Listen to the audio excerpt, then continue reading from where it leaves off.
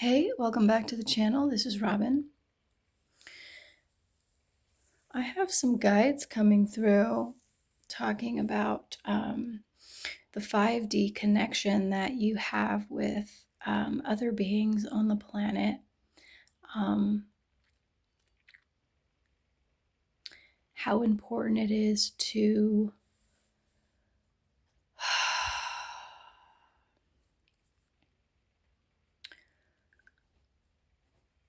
really differentiate between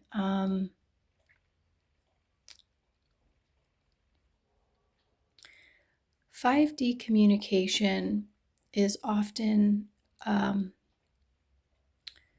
sort of, it can be really unhealthy if you don't get a grip on it, is what I'm hearing.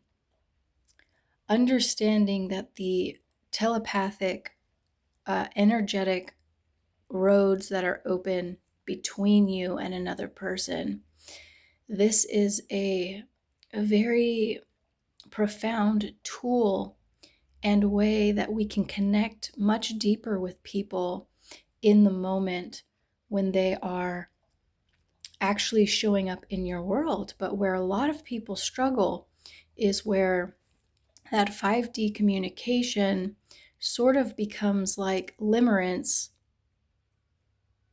It's not limerence, it's just that you have to really ground your own energy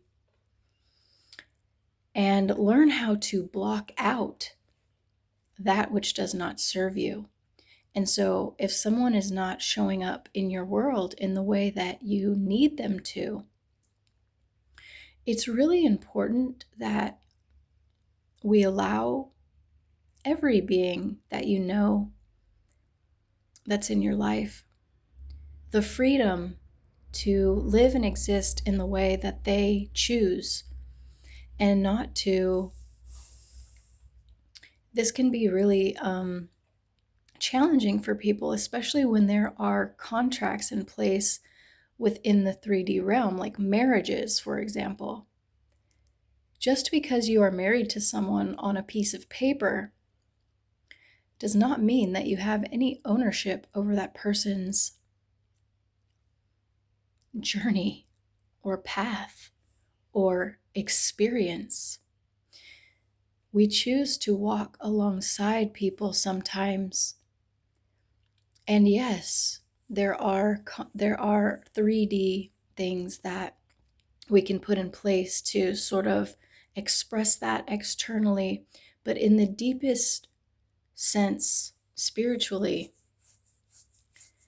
you always want to allow people to, and I don't know why that specifically came through. You really want to allow people the freedom with no pressure to be who they are and move as they will and make the choices that they wish to make. There's so many people functioning in the world with sort of like a strong arm over another human being, which I'm really seeing the devil card in the tarot in my mind's eye connected to this. Yes, there are traditional sort of expectations that you have within a partnership, things that you would expect a partner to be for you, but freedom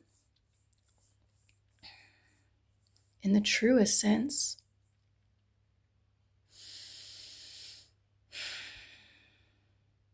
the telepathic bonds that we have, like I said, give you that deeper sense of connection with another human being, but that does not mean ownership and control, which a lot of people do use these abilities in that sort of more darker way. And so, in the broadest sense of the word relationship,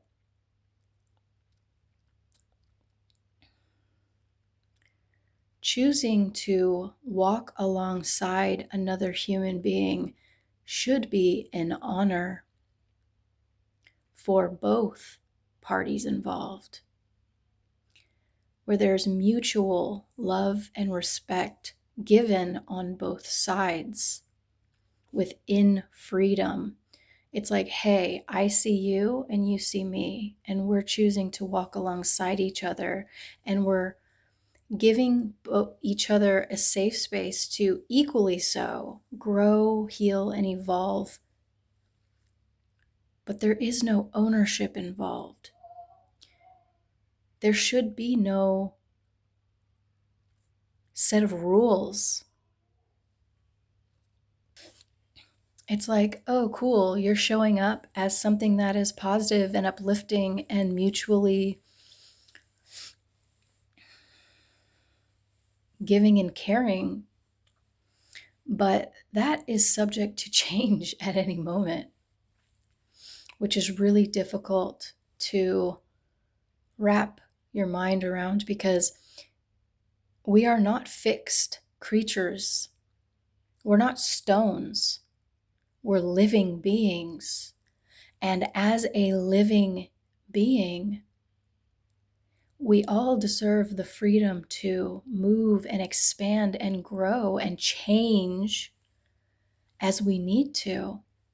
And this is really hard for a lot of people, because in your mind, you have fixed someone into this little box and you want them to be that. But I'm hearing that this is such a disservice to that other person. Someone may have done this to you, or maybe you are doing this to someone in your life. And it takes a lot of honesty to admit that to yourself. Only ever take the messages that resonate. I'm not really sure why this is coming through. And at this point, I don't even question it anymore. I just sort of allow the messages to come through, and understanding that within this journey through life, this is not a linear process. And so the way that messages come through for certain people at certain times is right on time.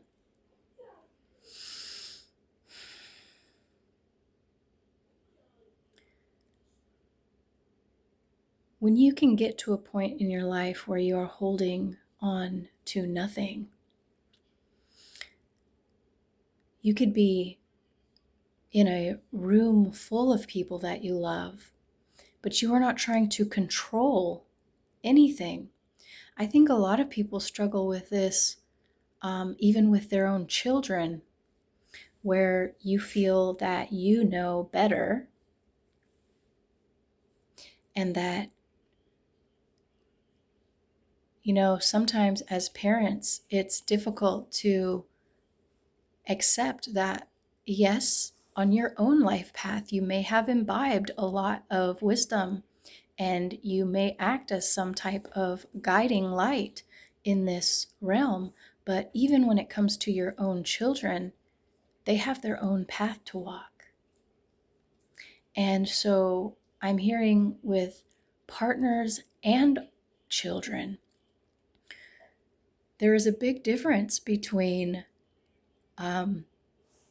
guiding and telling people what to do, what you think they should do. That it doesn't necessarily mean that.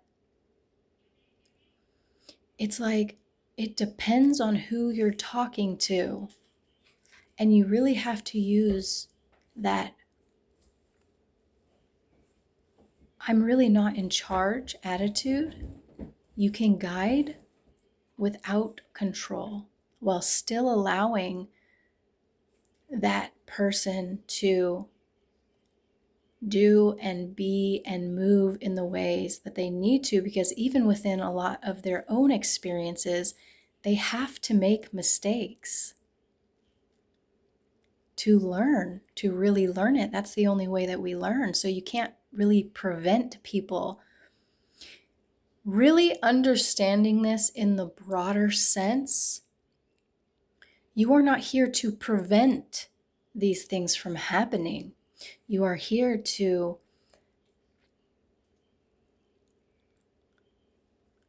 allow and just be there as, it's like a detached guide. Many of these things have to unfold so that the learning can happen. And allowing people to explore their own and exercise their own internal discernment and wisdom. It's like you only know what is best for you. What is best for you is not going to be best for the next person. I hope this is making sense. Really letting go of the reins, 11:11 on my timer, and allowing people to do what they are going to do. I'm not really sure why all this is coming out. I think that the way that we see our loved ones can be a little bit distorted sometimes. So maybe that's why this is coming through as a reminder to